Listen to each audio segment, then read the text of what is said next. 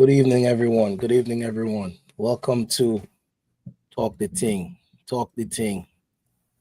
I know we've been doing the sports episodes. Last week we had an episode of Carnival Review.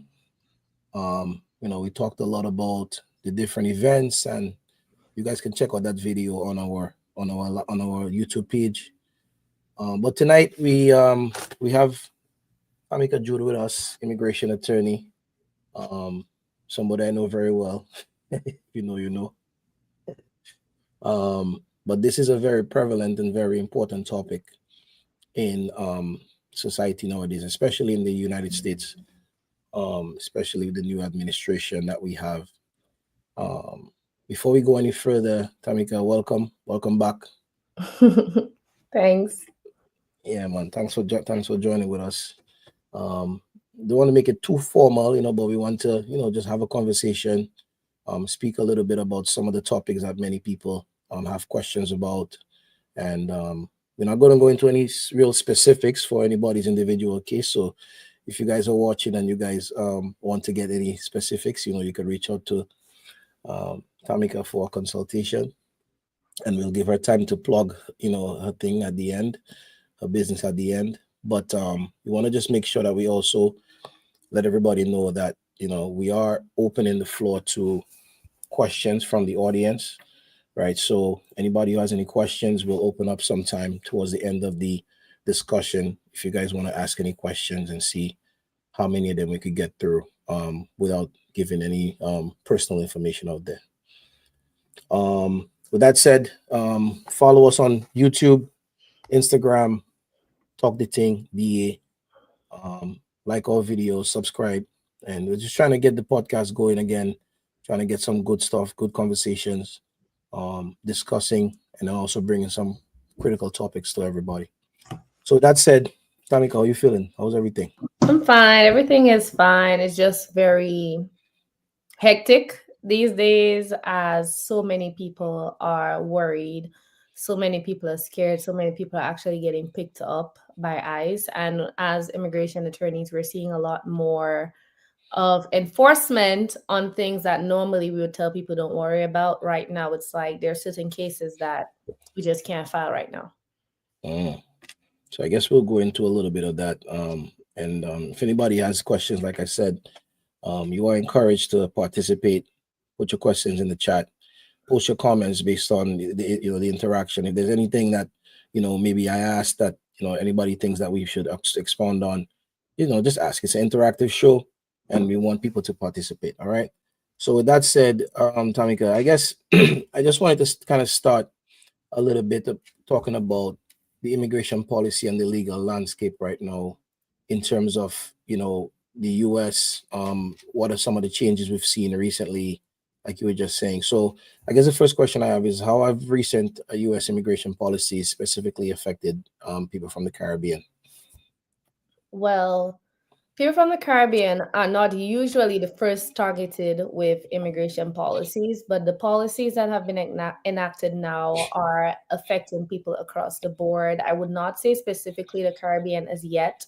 There was a draft list that was disseminated with some Caribbean islands on there. However, the Department of State has said that there is no official list. So there is no immigration policy that specifically affects Caribbean nationals per se. However, there are things that are happening now that have not usually happened before. For example, let's say you come to the United States on a visa.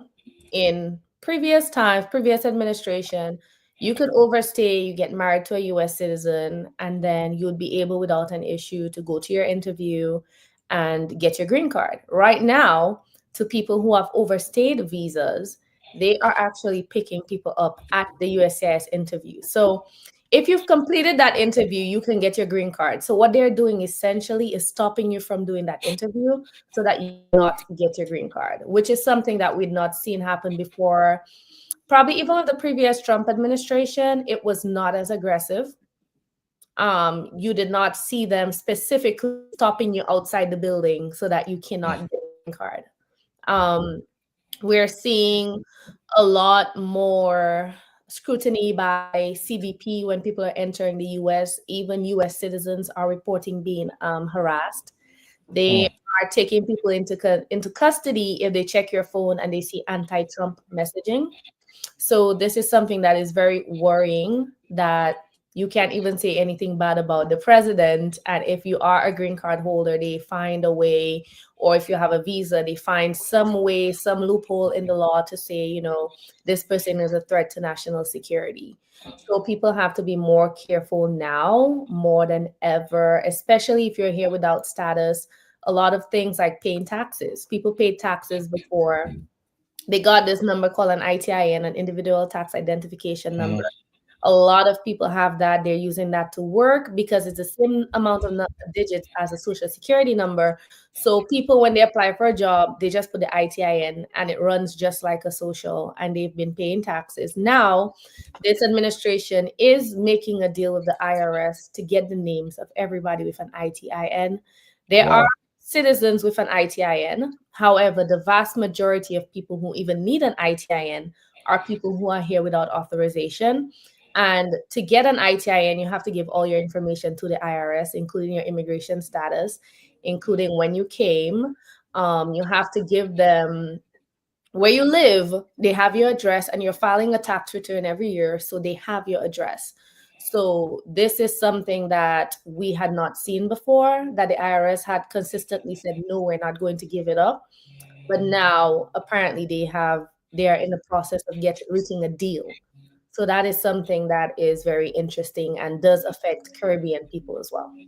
Wow. Okay. I mean, there's a lot to unpack there. I guess we'll talk a little bit more about it as we go along. How would you say temporary protected status and humanitarian programs have impacted the Caribbean communities in the U.S.? Well, specifically, we have temporary protected status for Haiti, Cuba, Venezuela. Nicaragua was on that list at one point. San Salvador usually was like a very long list. However, most recently during the Biden administration, they developed this special program to help people. Let's say you're from Haiti, the embassy has been closed for a number of years. So if you're married to somebody from Haiti, even if you file for them, they cannot get their green card because the embassy is closed. So attorneys have had to try Mm. to get other embassies to pick up those cases. And oftentimes the embassies say no, because, like, for example, Barbados had so many countries. So because of that, the US said, okay, let's do a reunification program where these people who have been waiting for so long can come to the United States and basically wait here for their green card to be ready and do their interview and everything within the United States. That program has been discontinued by this administration. Mm. Um, the Cuban, Haitian, Venezuelan national program, as well as the U4U with the people from Ukraine, they did not renew those programs. And this administration actually gave the Haitian, Cubans, and Venezuelans until April 24th to get out of the US. Now, these are people who were sponsored by family members.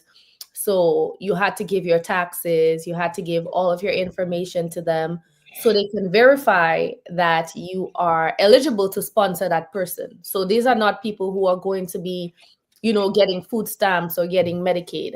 These are people who have somebody who's telling the government, I will be responsible for this person. These people Mm. came here legally, they have work permits, and the president just unilaterally decided, you know what? We don't want these people in our country. You have 30 days to get out.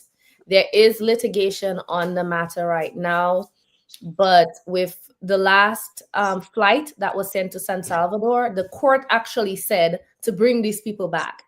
And this administration said, no, we're not bringing them back. And they deliberately disobeyed a court order. And the court cannot force them to do what they don't want them to do because, well, how are you going to punish them? So that is the most worrying thing about all of that. Because even if it's unconstitutional, this administration has shown that they do not care what the courts say about what they do.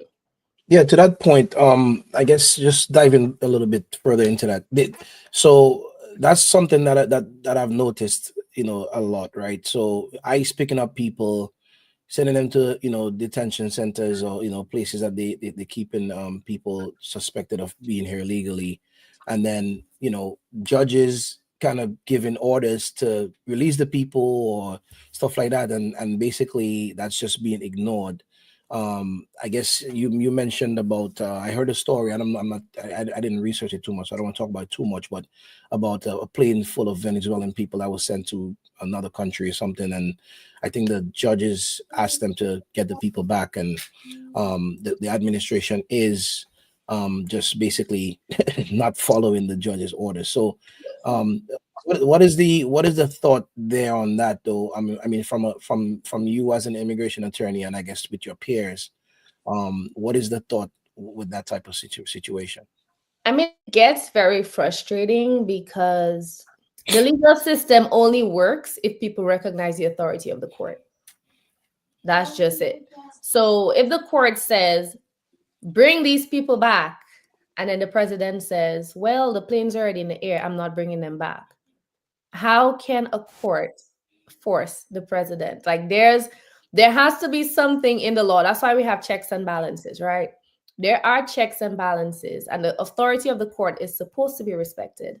But when it is not respected, what immigration attorneys had to do during the last administration is, if you have a client who had been unlawfully removed, you had to wait until the administration changed and then make ICE bring back your client, because the administration just was not complying.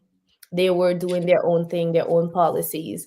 So a lot of people who were wrongfully removed now, attorneys are trying to get them back, but with the thing in mind that if I cannot get them back during this administration, I will try again during the next. So I think that is the most worrying thing, because even birthright citizenship, people said the president can't do that. That's unconstitutional. With the flights, this is unconstitutional to just pick up somebody with any tattoo because they're Hispanic. You just say, you know what, you have a tattoo, you're part of a gang, I'm going to put you in jail in San Salvador. These people are not being returned to their own countries, and they're not being let free in San Salvador. They are putting them in prison for at least a year, paying $3 million to keep these people in jail without any sort of, you don't know when they're going to come out. And these are people who've never been tried, convicted. These are people who the government has not done any type of trial or anything to even determine these people are gang members at all. So that is the issue. So I have a question, and apologize for me being a bit late today. I have a question, Tamika.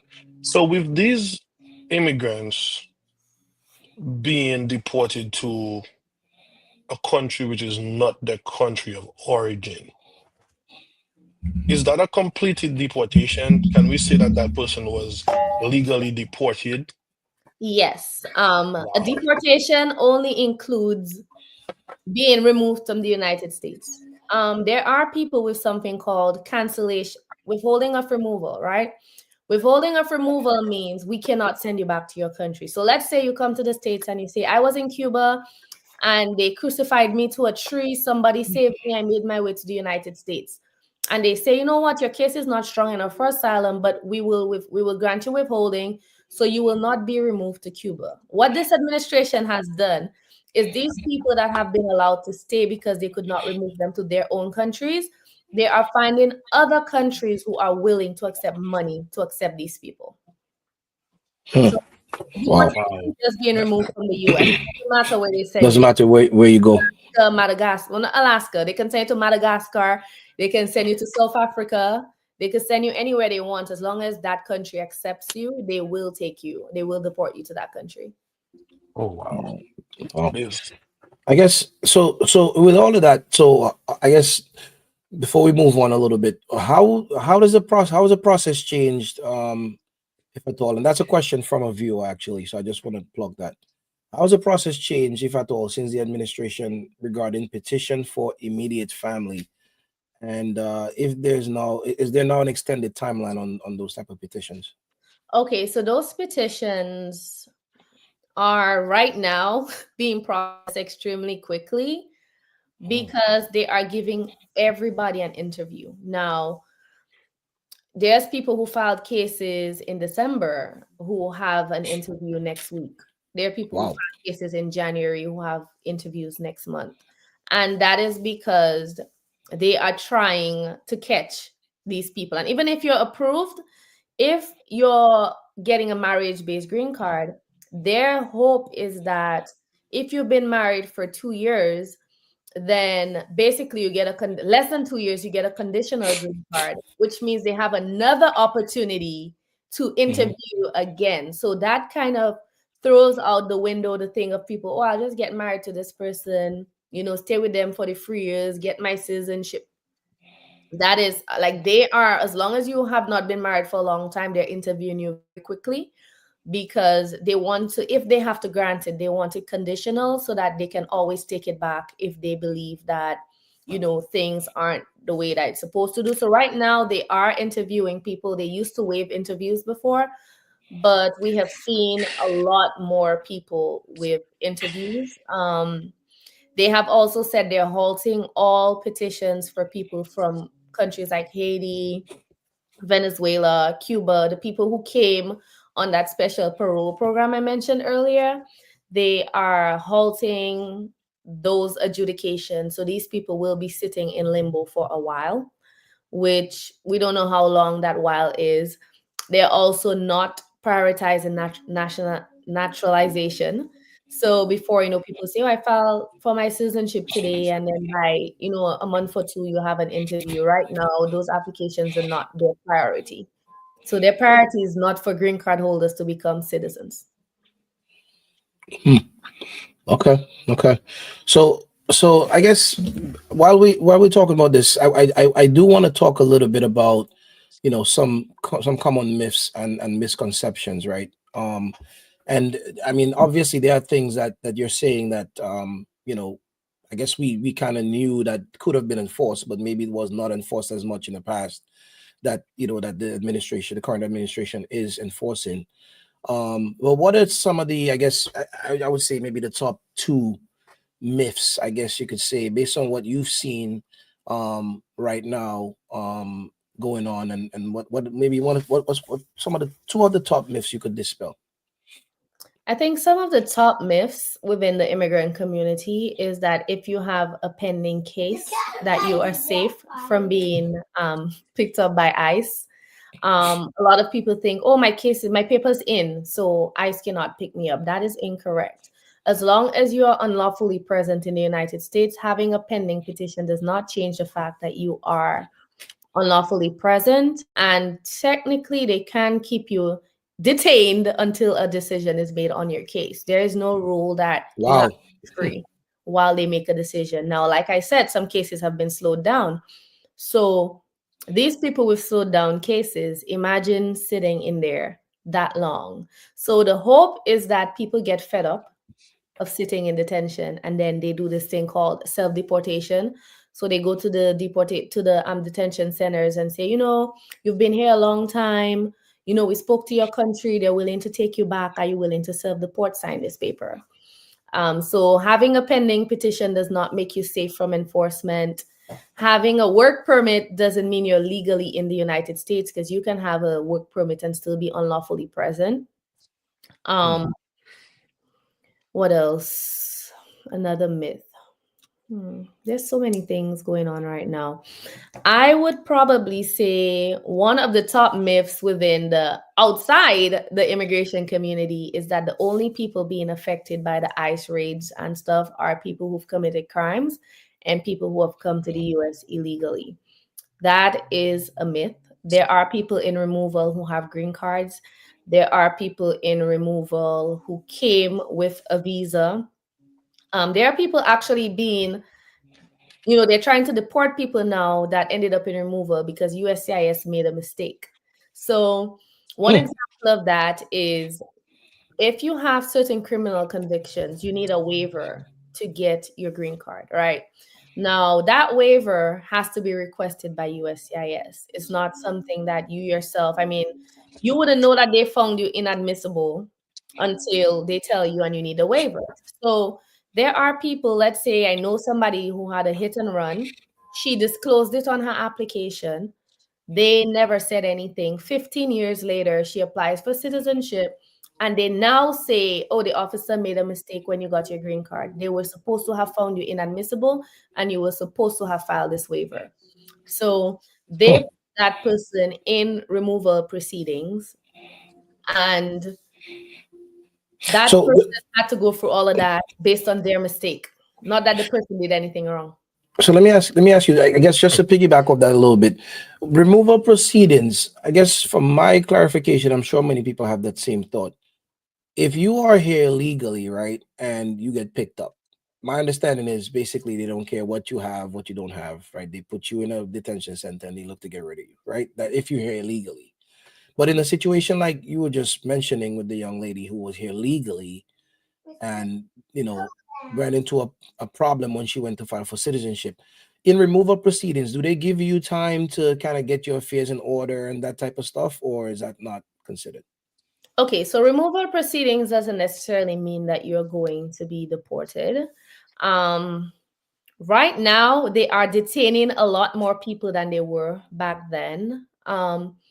There was a time where you would file an application, it would get denied, and they would tell you you have 30 days to leave the US, but nobody would study you for that 30 days. Right now, they released a new memo last month that says everybody who gets a denied case will get a notice to appear, which means they are going to put you in removal proceedings. Now, once you're put in removal proceedings, ICE can at any time pick you up. So let's just say you're in removal proceedings and you're not detained, you're going to court. ICE can actually pick you up outside of the courthouse. Majority of people That's in crazy. removal, That's a whole trap, That man. stuff is yeah, crazy, man. the majority of people in removal are actually non-detained because the detention centers only have so much space. Hmm. However, once you're in removal proceedings, you are not, it's not like criminal court where if you cannot afford an attorney, one will be provided to you. The reason so many people are getting deported is you have a right to an attorney, but they do not have an obligation to ensure that you have one. So sometimes, Even if you were here as a permanent resident. correct. They don't Wow. provide you an attorney. You have to find an attorney on your own. They do give you a list of pro bono organizations that do legal representation for free. The issue is these organizations are inundated with applications, I and think so. their list is so long that there are people who try to even speak to them. You speak to them, but then they tell you they can't take your case. Your family has no money. You go back to the detention center, and the ICE officer comes to you and say, it's better just go home. You have no choice. You just go home. It makes no sense. So you're sitting there after being in there for 40 days and 40 nights, eating like a bird. You decide, I prefer to just go back to my country. And we've seen a lot of cases where people were deported who were not deportable. Hmm. But if you don't have an attorney, it's hard for you to navigate it on your own, no matter how much reading you do, because even attorneys screw it up, So you do get a chance to get an attorney and fight your case. It's not that once you're in removal, you have to be removed. The issue is removal defense is expensive. Most people cannot afford it, and they're not really entitled to help you find one. So some judges are nice. I've seen a judge tell people in detention, hey, do you want time to find a lawyer?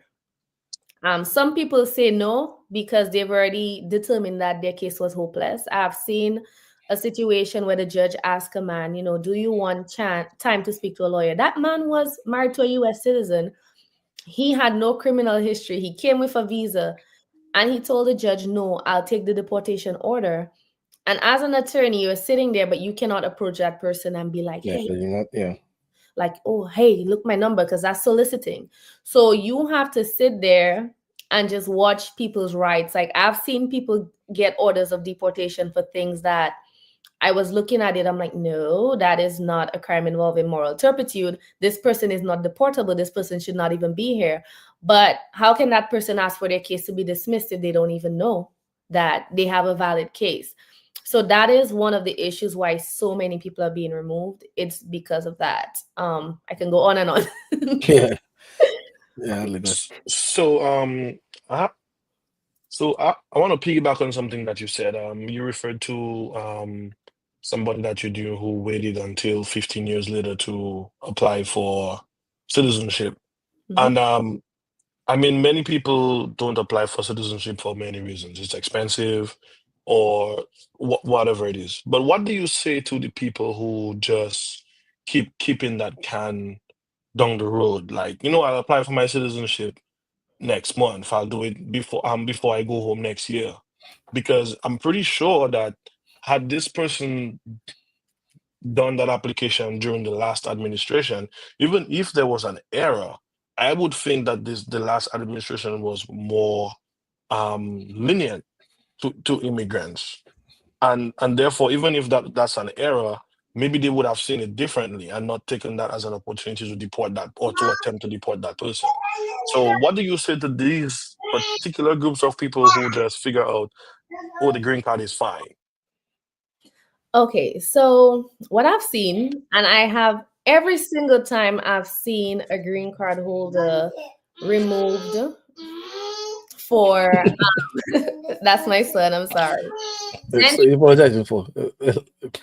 Yeah, so I've seen people who have been here all their life and I think the best example I can use is this. There's this man, he's been in the United States since he was about 9 years old. He is now a 40-year-old man, and his teenage daughter decided to spit in his face. So they had some incident happen between him and the child, spit in his face, slap him and kick him. And he said, as a Caribbean person, he disciplined his child. The child called CPS. He got charged with aggravated child abuse. That man is now in deportation proceedings. That is an aggravated felony. So when he gets deported, he cannot come back. So that is one situation where had he just naturalized when he was probably 18 years old, he might have had the same situation with his daughter, but it would not be affecting him now. It would not affect his livelihood, So a lot of people I've spoken to, especially those over the age of 18, the parents say, I don't understand what is wrong with that child. Like, I've been telling them to do their naturalization. They don't want to do it. And it just turns out that you do something, or sometimes people don't do crimes. Like, as an attorney, our job is to say our client didn't do it. But there are times where people legitimately did not do something. But as an immigrant, when you go to court and you get what is called a public defender, they are going to get you the best deal possible. But the best deal possible can be for like a U.S. citizen, because it might not be the best deal for you. Yeah, because with a U.S. citizen, I have had people who said, I only pled guilty to that statutory rape thing. It didn't happen, but the lady told me, she could get me no jail time, and she told me if I go to trial, I'm facing 15 years. So I just decided I'm going to take a plea deal, but I didn't understand that, that meant I was going to be deported. So what happens in those situations is the public defender gets you a great deal of no jail time, but doesn't understand that by pleading no contest under immigration law, that is a conviction. So because you have a conviction, you are inadmissible for whatever that crime is. So that's why it's very important for people, regardless of what you get arrested for. It can be just a simple DUI. Speak with an immigration attorney about your options before you take any plea deals, because once you take a plea deal and they put that adjudication of guilt, it doesn't matter if you don't spend a day in jail. You can still be deported depending on the crime. You can be deported for something as simple as there was this man who, there was a check, somebody gave him a check, and he didn't know that with a check you can cash it after a certain amount of time. So the check was, I think, March 11th, 2023. No, March 1st, 2023. And he went on the check and he added another one because he was cashing it on the 11th. And they caught him for check fraud. And even if the check belonged to him, even if the money was for him, the fact that he altered that check, he got arrested for that. So something as simple as that can get somebody deported. And that is an aggravated felony, fraud charges.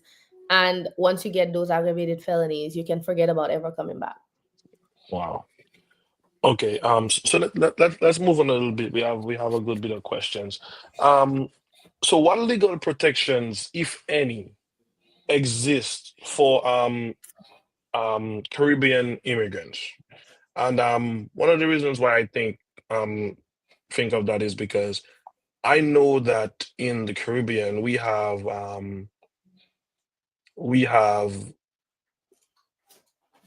immigration offices in Trinidad, Jamaica, and Barbados.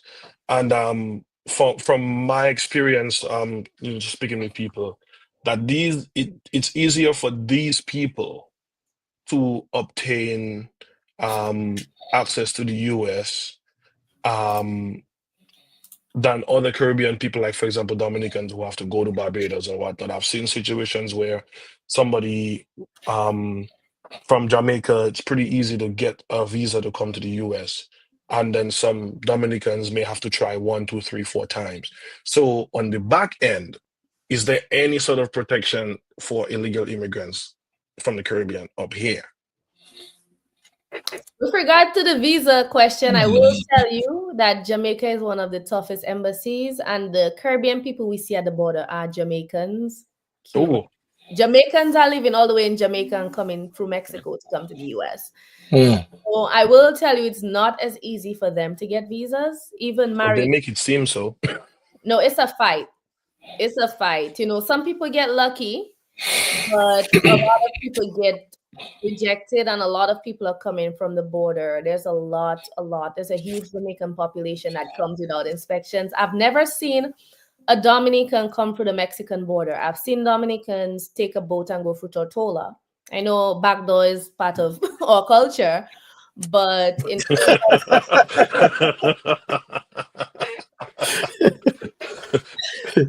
But in terms of actually, you know, crossing the border and coming that way, despite, you know, the lack of being able to get a visa very easily, you see a smaller number of like St. Lucians and Dominicans, people from St. Kitts and Nevis. You see a smaller number of these people. I've never heard of one crossing the border up till now. So I can say that it hasn't happened because I actually asked people once, like, have you guys ever seen a Dominican?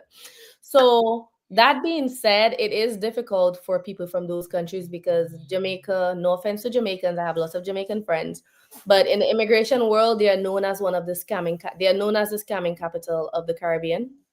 They're like Nigeria. They're like the Nigeria of America, of the Caribbean, sorry. So because of that, a lot of times, you know, people have difficulties from these countries. The protection that Caribbean nationals did have would have been temporary protected status, but that was only extended to people from countries with serious issues like Haiti, Cuba, Venezuela. However, that has been stripped. The Haitian TPS was supposed to end in 2026, and this administration said no, it's going to end in August 2025. Wow. So, and there's no, but like they just tell them, hey, you need to be out of the country by this time or that time, or we're going to come for you. So the protections that they had are basically being stripped away. So asylum is the only thing that people can apply for. But the issue with asylum is most people don't qualify. The asylum rates for some judges, the denial rate for some judges are 98%. Wow. So asylum is something that people always apply for because you can get a work permit within 150 days, and it usually takes sometimes 7, 8, 9, 10 years before you have an interview with immigration. And people hope that by then they're able to find love within that 10 years. But now this administration has done, if you file an asylum application today, don't be surprised if you get called in by next month. Just to get a response, and no. And if you do it with the USCIS, when they say that they, you know, they don't believe that you qualify, they then put you in removal proceedings automatically. And then you have a second chance for a judge to review your case. But remember, if you put in the application just to get a work permit, most times you don't even have a valid case. So your chances of not being deported are like slim to, you know. Slim to none. So in an effort to I guess since we're speaking about practical guidance, there was something that was going throughout the news about people coming here with visas, right? So let's say let me just give you an example, right? So let's say somebody gets a visa, 10-year visa, they come here. From what I understand, most times you have the ability to stay here for up to 6 months. Is that correct? Yes. Okay. So now, what about, is there something with legal aliens? If you're visiting for more than 30 days, you have to register or something to that effect. Can you speak a little bit on that topic? Yes. So if you are a immigrant, you come on a visa, or actually anybody who comes to the States that's not a citizen, let's put it at that, you are required to register. Now, registration has always been on the books. It has been a law from the inception. The problem is it was not enforced very heavily, because some embassies actually do your biometrics and fingerprint you when you actually apply for a visa in the first place. That's why some people do not even need to register. However, if you're here, if you are going to be here for more than 30 days, you have to actually go online and fill out their application if you're over the age of 14. Now, let's say you come to the United States with your child today, and your child is 13 and they turn 14 in 2 days. You basically, even if you register like upon the entry in the airport, because sometimes at the airport they take your biometrics, you would be registered when you enter. When that child turns 14 in 2 days, you have to go online and re-register that child. So Because you have to register the child before 14, and then when they turn 14, they basically have to register again. again. Yes. Okay. So that requirement, some people have already been registered, because let's say you came to the United States, you got the 6 months, and then you decided you wanted to change to another visa, like an F1 visa or an employment visa. As long as you're fingerprinted by USCIS, then you are registered. So there's no additional need to register. So if somebody's been here illegally, but let's say they applied for TPS and they've been fingerprinted for their TPS, then they are already registered. If you have a pending family-based petition and you have to do biometrics for your work permit, then you're registered. So a lot of people are already registered. Most of the people here illegally who've ever had any type of immigration cases are registered. I think the registration requirement is only going to be, something for people who are now coming to the United States after this change was made, who plan to stay for more than 30 days. Registration will make it easier for them to know the number of people who are in the country. And if you're here unlawfully, they will come pick you up a lot faster because they know where to find you. Wow. So before we go any further, so I just want to take a little pause. So everybody who's watching the video so far, I think we've been getting real pertinent information to what's really going on right now. And I see we have some comments in the chat and some questions. As I said when we started, try not to make the questions too personal, because we can't really go into your individual cases, right? So if you have a personal question, you can reach out to Tamika at info@judelawoffice.com. right. So info@judelawoffice.com. We'll put that on the screen so everybody could get that information. We're gonna continue with the discussion, but again, just keep sending in your questions. We do have some contenders that we'll ask towards the end of the episode. But I guess the next question, I just to piggyback and just close out the practical guidance segment. So what are some things you think that Caribbean nationals should know, especially now, either before applying for a visa, in the green card process, or applying for citizenship? Okay, if you do plan to apply for a visa, apply for the right visa type. If you know you're going to come here and look for work, do not apply for a tourist visa. If you're knowing that what you want to do is work, it makes more sense to come on a work visa so you're able to work. Working on a visitor's visa basically voids that visa because you violate your status. So it is very important that you know what you're coming to do. But let's say you come to the United States on a B2 visa because you plan to visit. You want to visit some colleges. You can come on a tourist visa and do that. However, you cannot start school on a tourism visa. So you would have to change your status from B2 to F1. F1 is a student visa. You can do that within the United States without leaving and going to the consulate. I often recommend that to people who have had, like, let's say they've extended their stay, because they give you 6 months, but you can extend at 6-month intervals based on having a valid reason to extend. So if you know you've extended your status 3 times and you want a student visa, I would not advise that you leave the US and go to the embassy for that visa, because there is a chance that the embassy, even if you had permission to stay, there is a chance that they may try to deny you that student visa. So you can change your status while you're in the United States based on, what status you're in. There are certain, requirements for that. So keep that in mind. Um, the biggest thing for people with like a green card case, be honest about your criminal history, your background, because now more than ever, they are digging. There are a lot of people who've gotten away with a lot of stuff in the past. You change your name, you don't put that you change your name, you get a police record in a new name, and you get a fake birth certificate, blah, blah, blah, and you get away with it. But they are denaturalizing people, meaning they're taking away your citizenship if they find out that you committed fraud, even just to get your visa to get to the States. Because that means at the time you got your green card, you were inadmissible. You So got it under is, false pretenses. yes, Yeah. it's very important that you avoid doing any type of, you know, dishonest things to try to get here. Because even if you do get here, you always have to keep in mind that they can actually still come after you. I think Caribbean people underestimate the power of people who don't like you.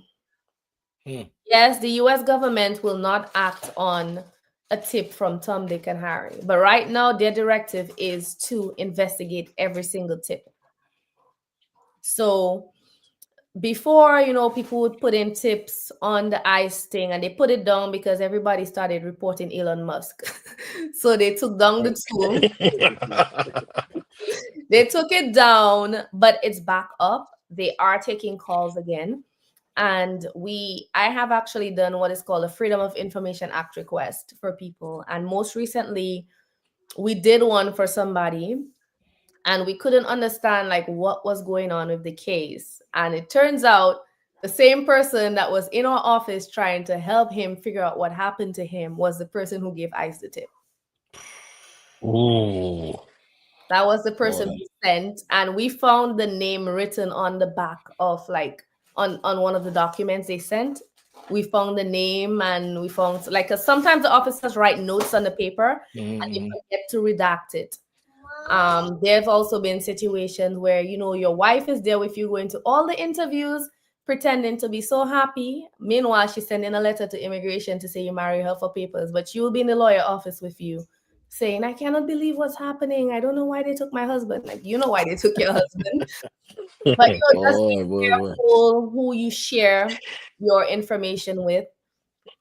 Now more than ever, people get jealous, and people can even call an employer who intends to hire you. I've seen situations where somebody tells people, oh, I'm going away as a nurse.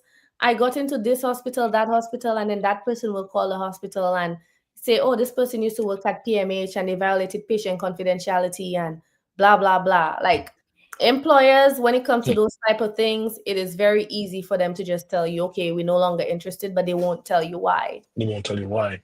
I've seen people's visas, people's green card being cancelled by employers because their friend called to tell the employer, hey, that person said as soon as they get that green card, they live in your company. I know that they've been applying to this company and that company. They call it, find out if Boy. it's true, and now you find yourself in issues. So my main tip is move in silence. Be Keep your careful. business to yourself. Be careful of what you share out there. Don't go on Facebook. And that's another thing. They now have like this new thing where they're going to be doing heavier searches on social media. So don't post on Facebook, oh, you go in St. Thomas next week. You can't wait to get a job, or like, how people post Yep. things online. Like, be very careful what you post. Be very careful what you have in your phone, because they have this device that at the airport they plug your phone into it and they can see everything. They don't need your password. And they have Wow. AI that searches for certain keywords. So that's how they caught that guy who had the anti-Trump messaging in his phone. Um, that's why right now immigration attorneys are very hesitant to travel with their work laptops, because they don't want to risk client information being exposed by, you know, CBP doing those type of searches. So be very careful. I know a few Dominicans who actually got sent back in Puerto Rico because they went in the text messages in their WhatsApp and saw that they were mentioning, you know, they're going to be doing babysitting for this person, they're going to be paid this much money, or they're going to work construction in St. Thomas. And there are people who've gotten caught like that. So just be very mindful of, you know, whatever discussions you're having. Try not to do anything illegal in the first place so you'll have nothing to hide. But just be mindful that you may say something in a joke, like somebody say, when you're coming back, and you mention coming back where? I'm not coming back. They see that in your phone and they will use that against you. And they will say, well, you don't plan to go back to your country. Like, I've seen entire family say that. Questions. So you mentioned the thing about them plugging in a device to your phone and, you know, searching keywords and all that stuff. That goes through WhatsApp and all that stuff? Or is Yes. it? I thought WhatsApp was encrypted. Or No, before you travel, just clean your phone. they basically clone your phone. I know of somebody who actually ended up in removal proceedings because he was traveling with his wife. They took them to secondary inspection. They found out that he had a grinder profile. They went all into the messages and dig, and then they came back and say, you know, your marriage is not real because you're a gay man, or your marriage is not bona fide. Once they told the wife got upset, and that person obviously is facing removal based on what they saw in the phone. So they can go very deep, and they do, like, they look at down to pictures. Like I've heard of stories of them asking somebody, who is this person you're kissing in this picture? Can I see a picture of your wife? Can I see a picture of your husband? Oh, why are you traveling with this person? This person is not your spouse. You got a green card from this person, but you're traveling with that person. Like, they do deep dives. So Tamika, we do have a comment in the chat. I just wanted to kind of highlight it and see what your thoughts are on that.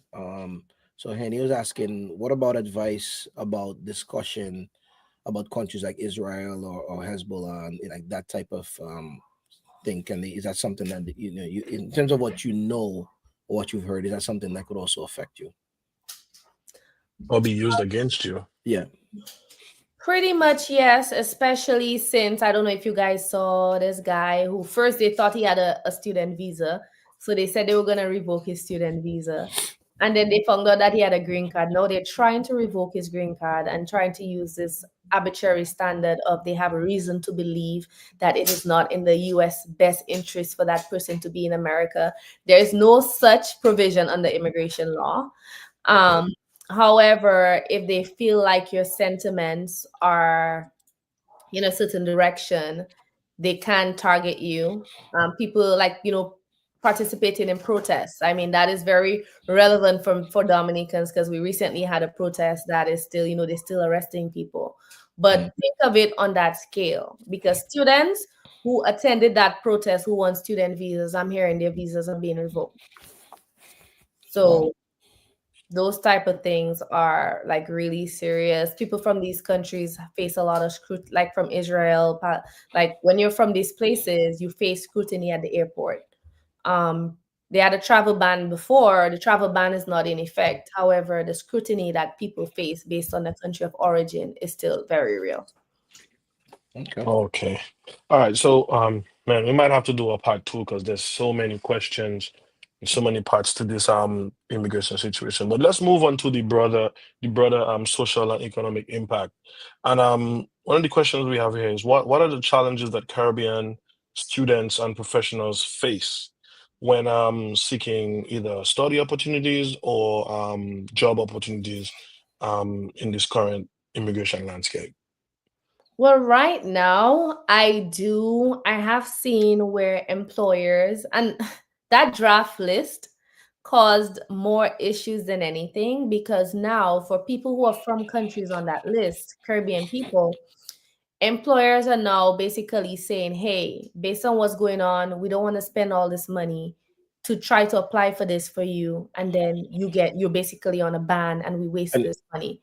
So they're right. Not to cut you. When you say the draft list, what exactly are you referring to? Just there was a draft. Yeah, there was a list that was leaked which was a list of proposed countries that will be getting a travel ban within the next 60 days. But that wasn't an official document, was it?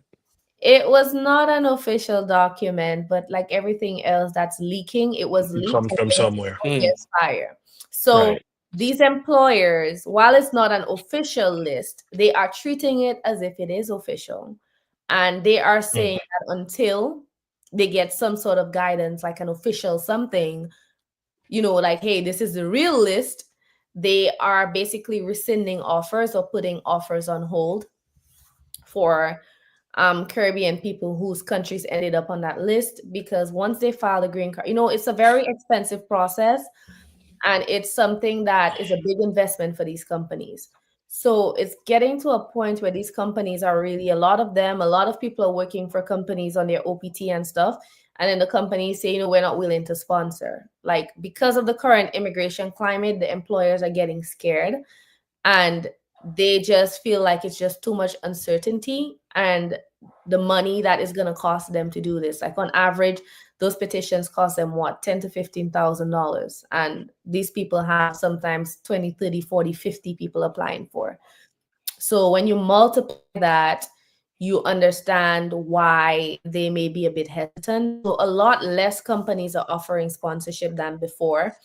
The H-1B lottery, normally, attorneys were saying that they get so many, and now it's like it's less than it was last year. And I think a lot of it is just the employers getting cold feet based on the current immigration climate and not wanting to waste their money. Right. Wow. And Okay. and for students, because I remember when I was applying for my student visa, I went to Barbados. I met another lady who was applying for her visa, and she had, man, all the confidence in the world. And because of that, I got more confident, see, and then she went ahead of me and she didn't get it. And I was like, oh shit. So even for students too, who think that they may have every single bit of document that is necessary, like what can happen to them? Yeah, and even students, like specifically now, I'm telling people, your student visa is an entry document. You only need it to enter the US. So even if your visa is duration of status, there's also that. But your visa is going to have an expiration date on it, right? There's going to be a date on the visa, which probably some people it expires in 5 years, 4 years, right? So let's say your visa is supposed to expire in August 2025, but you registered for a master's program that ends in 2028.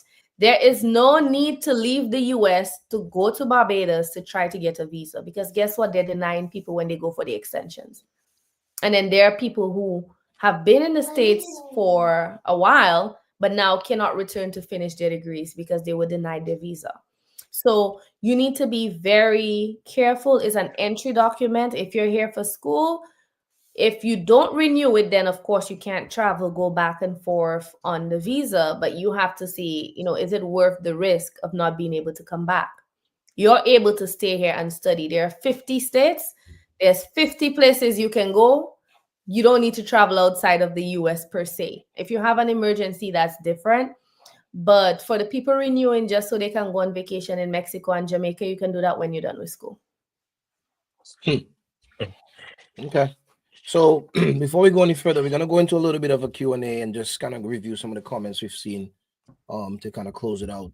But for the people who are curious or need further information and need to discuss your specific case, you will see the information on the bottom there, info@judelawllc.com.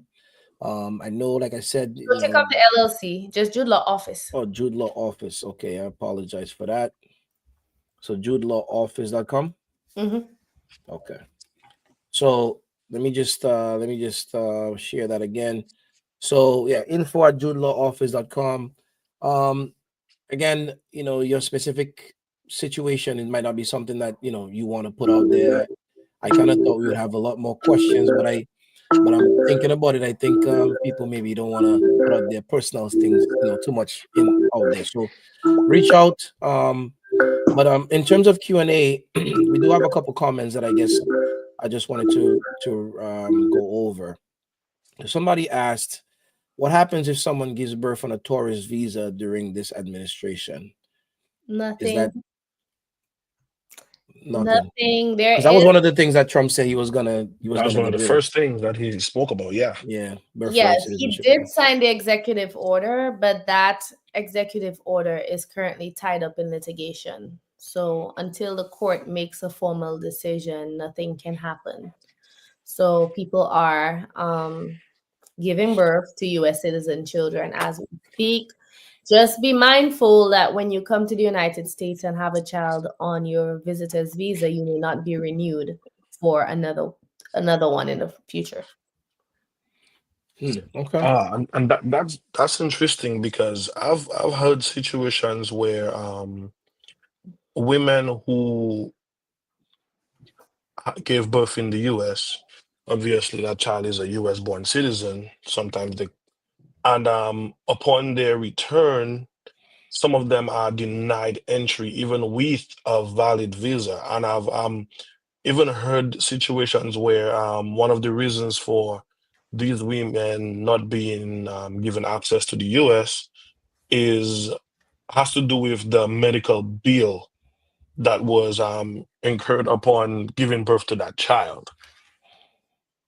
I think So, that's like an it, excuse. I mean, there's a public charge rule, yes, right.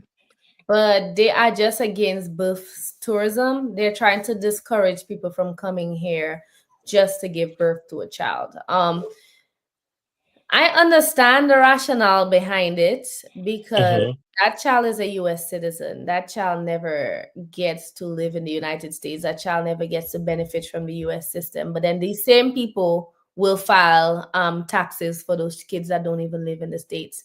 The same people, let's say your child has special needs, will apply for SSI and those federal programs that are meant for US citizen children who live in the United States. So they're basically saying Americans should remain in America, and if the child cannot remain in America, then the child should have the birth, the citizenship of the parent. But I understand some people feel they want to give their kids that opportunity. They want to give their children a better life, so they choose to have the kids in the States. But the rationale is basically they're trying to dissuade birth tourism, dissuade people from coming here just to have a child, to give that child citizenship.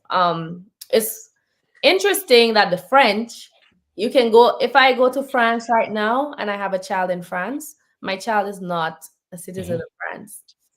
Many of the European Any countries, it's that way. People only think it's strange because they're used to the United States being like that. But there are many countries in the world that do not afford birthright citizenship. If your child is born in Bahamas and you're Haitian, best believe your child is Haitian.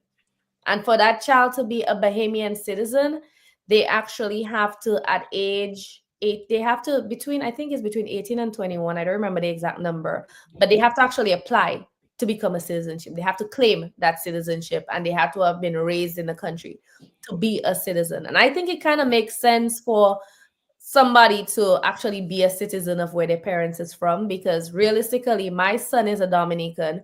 He has a Dominican passport. He was born in the United States, but he's a Dominican by virtue of me. So the same for these children who are born in the US. You're born in the US, but your mother is from St. Lucia. You're still, a Lucian. So I think that's kind of where they're going with it, in that these kids would not be stateless because their parents have a citizenship. And if you're here temporarily just to visit, then that means you're not really domiciled in the States in the first place. So I get their argument, but the Constitution of the United States does support birthright tourism, birthright citizenship. citizenship. Yep. Yes. So because of that, that is the law. That is the law we have to follow. But I was just giving you guys, the rationale behind why they're so against it and why they feel that it doesn't really make sense for that child to be. Okay. Okay. I'm looking at some questions there from Joe on YouTube, and I would stay clear of asking Joe's question. Seems a bit personal. So Joe, you could Yeah. reach out to Tamika. You could see the email address is moving across the screen. I think this is very personal, so I'll move on. No offense No. So how does this list that was out there, even if we know it's not official, but it came from somewhere and it Mhm. was deliberately leaked. So how does that affect someone who was recently married to a US citizen and trying to get a visa? So I'm taking that that person is married to a US I citizen, but understand what it's you're saying. What I what will I'm say getting. about that is Mhm. the list doesn't matter in terms of you getting a visa.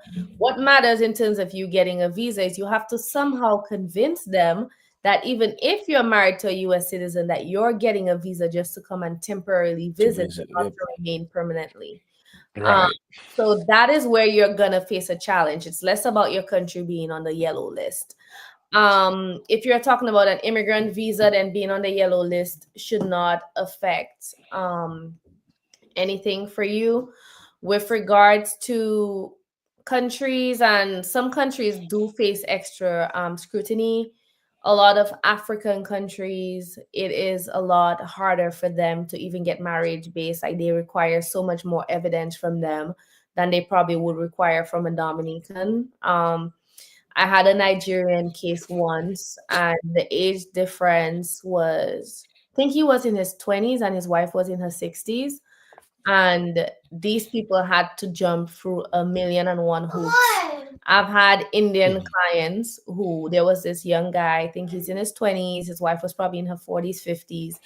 And their issue with him getting the visa was that it was culturally unusual for an Indian man to marry a black woman who was so old, who had been married before.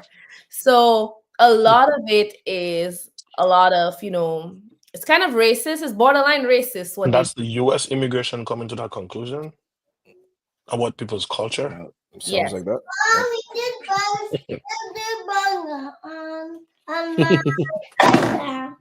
Exactly. Okay, what do you want? So while Tamika does that, I guess if anybody has any questions, personal type questions, like Hadley said, the information is scrolling across the bottom of the screen. How you can contact Tamika to discuss your individual case. I think in this climate that we are in right now, it's very important that you speak to a professional about your particular case, especially if it's something that might not be on the up and ups, right? It sounds to me, based on the discussion and some of the things that you have said, that a lot of these rules or laws or different things like that were existing, they just were not necessarily enforced. So again, it's not saying that people cannot come to the US or you cannot do certain things, but now it's just more, they're looking closer at it. Yeah. I I think guess, good. there's one thing I wanted to mention. So a lot of people don't know this.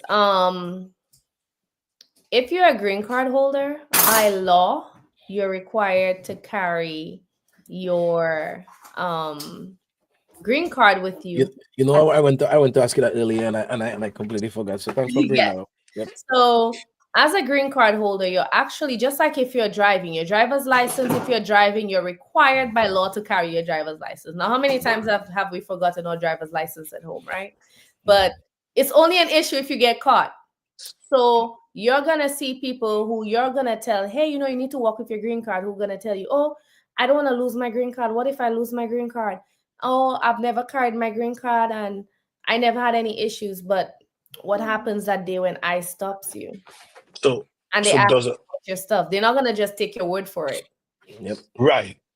And I totally understand this is one card that if you lose it, then you have to cough up all the cash in the world. A driver's license is what, $27 in most states. Mhm. So does a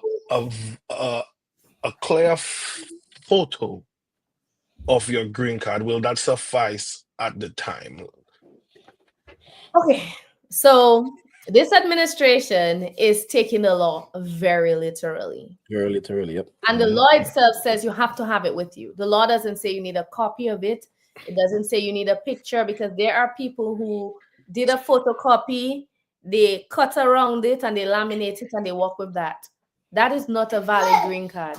So when ICE picks you up, yes, it could be seen as preliminary evidence of your status, but they're not going to release you until they can confirm. Until they can Now, see for it. them to But confirm, they need your fingerprints. Now they can't take your fingerprints on the street, so guess where you're spending the they night? have to take you Yep. in. Yep.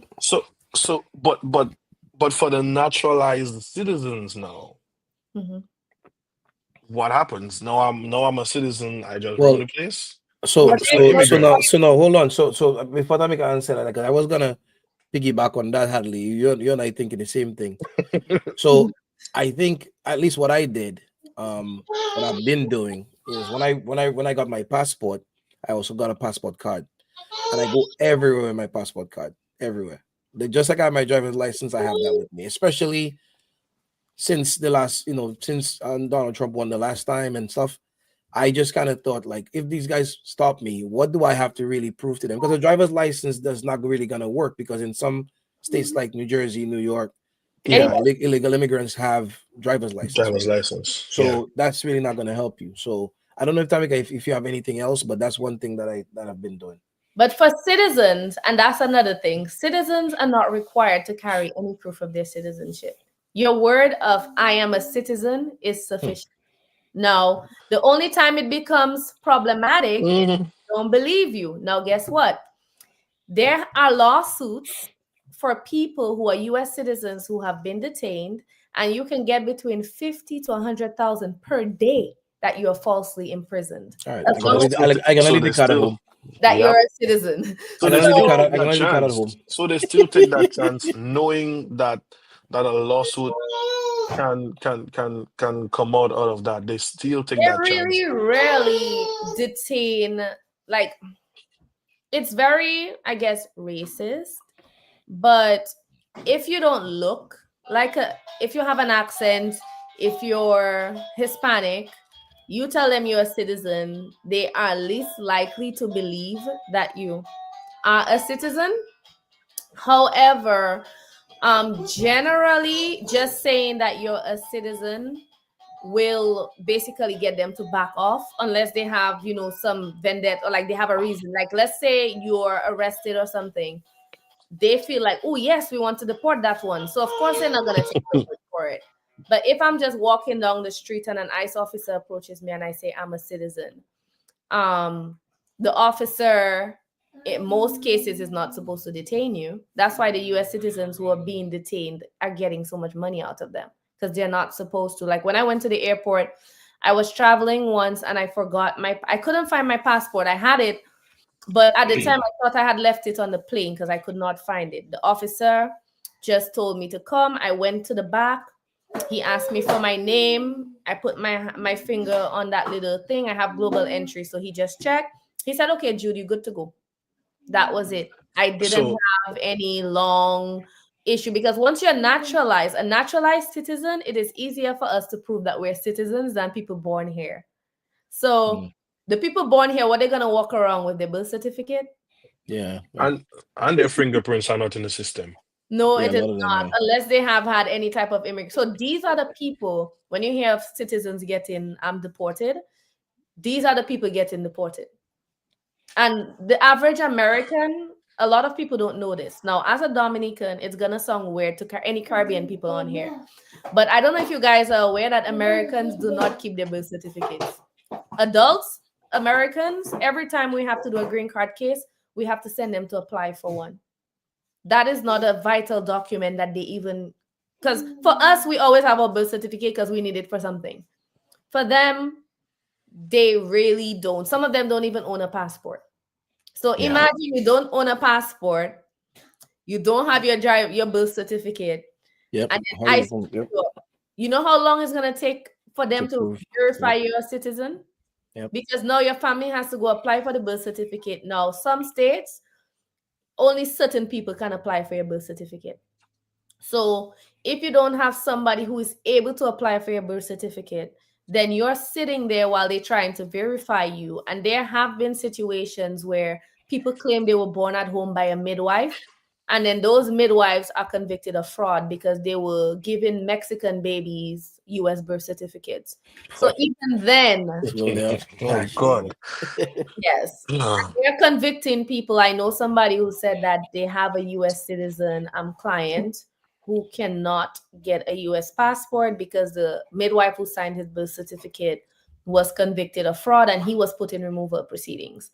But they have no way of proving he's actually a citizen because his only proof is his birth certificate. So those things happen. But the passport card is a good thing. Maybe you carry, like, in your in my phone, I do have a picture of my passport and my naturalization certificate, but I have secretly been wanting to be detained. Hopefully I can stay off my house. No, you can give me 100 grand a day. Boy. I think I'll leave the So passport card home. so so apparently a certain level of confidence could get you past an ICE agent if you just say, yes, Mr. Officer, I'm a citizen, because it's gonna be very hard for them to prove it. But That I can will bite say, you in the butt if you're not. and it can still bite you in the butt. So take your chances. It is 9:13. 9:13. Yep. Yeah. And this discussion, I think, could go on for another hour, hour and a half, and we might have to consider having a second episode. But Tamika, we would like to thank you Thank you. You're for welcome. I coming didn't know what on. Xander does do. Huh? I said I didn't know what Xander does do. When I tell him thank you, telling me thank you back. Xander in the military, man. Yeah. We would like to thank you for coming on and give sharing the knowledge that you have. And for those of all you with ongoing immigration cases, we here at Talk the Ting recommend to you Jude Law offices for all your immigration services. And I have one more question as it relates to visa documentation for artists, musicians, bands, and whatnot. And there's been scenarios where guys have been traveling on the wrong visa, and we've seen situations where guys have been detained and even sent back. And can you say anything on that before we leave? I'm And just then saying that. yeah, and there's also situations where people go and put in fraudulent petitions and pretend to be associated with certain people, and then some get through, some don't get through, and then it becomes a whole mess. In terms of musicians, if you're a band, you're looking at those P visas. A lot of Dominican artists, I would say, underestimate the fact that they can get an O visa on their own. Not many of our artists, I will like the just starting off artists may not be able to get an O visa on their own, but we do have people who give me a second. Yeah, we do have people who are, they have you have to have like certain awards, be recognized, regionally or internationally. We have people like Asa, we have people like Ridge who have actually been recognized on the big stage. People who've, been asked to perform at World Creole Music Festival. If you have any articles about you, like there's other visas out there that would give them, a bit more time in the United States. But a lot of times promoters ask for these artists to come, and these artists just come up on a B1, B2 and not realize that you can perform, but you can't get paid. No, there's always a question of how did they know I get paid? Who paid for your flight?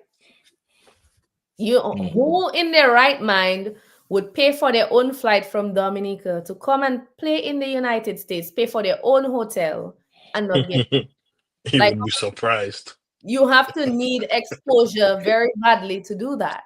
So based on that premise, they don't believe, well, people do it, yes, but they don't believe, like if you go to the port of entry, they're not going to believe you. Like I have seen, there was one situation where somebody had to go as far as pulling up his NBD account, showing them that the money came from his account. And then they said, okay, cool, let me see your statement for the last 90 days. And then they saw where the cash deposit was made. to purchase, and they said, okay, let me see your last 120 days, and they're looking for the account, and that was the biggest transaction in that person's account, and that person was not somebody who regularly deposited cash. So that is how they figured out that a third party paid for the plane ticket. Now that necessarily may not have been an issue, but again, when you're lying and you don't know how to lie because you don't know what they're looking for, you answering their questions without knowing exactly why they're asking you the questions. So you don't know that they're asking you who pay for your ticket because of that. But you say, no, I pay for it, man. And then they ask you, okay, so that money that you deposited, where do you work? How much do you make an hour? Okay, so you work for this amount of money, but then you're able to spend over like basically 1,200 US to buy that plane ticket, which is how much EC again? So that is more than you make in a whole month. And you expect us to believe that. So what happened? It was saved under your mattress. No, really, you could have tell them it's saved under your mattress and they can't dispute that. But when you're telling lies without knowing why you, like basically what you're telling the lie for, you slip up. And that's how they catch a lot of people. So I would say speak with an attorney that does entertainment visas and understand what your options are. I know there is a tendency to go with these agencies from Trinidad who will put you under like a major artist down there and make it look like you're affiliated with that artist. The issue you're gonna have is that upon renewal of the visa, you have to show the work that you did with the artist that you claim you were affiliated with. Now, if you didn't do any work with that artist, how do you prove that so that you can renew your stuff? So that is where it becomes a bit problematic, and that is why there are certain visa agents in Trinidad who are under investigation. There are, and they work with specific attorneys in the US who are also under investigation. And when you work in this field, you know, you hear little things from people about this person, that person. And a lot of these attorneys have reputations in our field for doing these type of things. So if it's too good to be true, it probably is. I would, the best thing to do is ensure that whatever application you're putting in, that it is whatever you put in the truth. You know, so if you say I'm in a band with Hadley and you're in a band with Hadley, you're the keyboardist for Hadley, you cannot come to Houston Carnival and perform as an independent artist because you got the visa to work with Hadley and you haven't done any events with Hadley. So that is where a lot of people get themselves in some hot water, and they don't understand that the US will monitor you for a while before they actually move on you. So the fact that they're letting you into the US on that visa that you know that you're really not supposed to be performing as a solo artist on doesn't mean that they don't know. Because I know recently I've heard of some musicians that went to get a visa. Some of them got it, some didn't get it, and the ones that didn't get it still in limbo. And they do that deliberately, and they're monitoring. They're monitoring because I had to check on the status for someone, and the response I got is that this visa is being investigated by the fraud unit. So be very careful. Yeah, with that said, a lot of good information there. We're still getting questions, getting questions on WhatsApp, and getting questions all over the place. But you know, again, you know, anybody who wants to basically go back and look at the video, look at the discussion, look at the interview, if you want to call it that, you know, you could check out our YouTube page. The video will be up there. Take a look. If you have any questions, you guys can reach out to us at Talk the Ting. You can reach out to info. You could reach out to Tamika at info@judelawoffice.com for your professional advice. Talk the Ting will not be giving you professional advice. We will refer you to Tamika. So you might as well just go straight to with that said, we want to thank everybody for tuning in. We want to thank everybody for participating. We hope the information was helpful to everybody, and we will see you guys when we return. Everybody, take care and have a good night. Bye.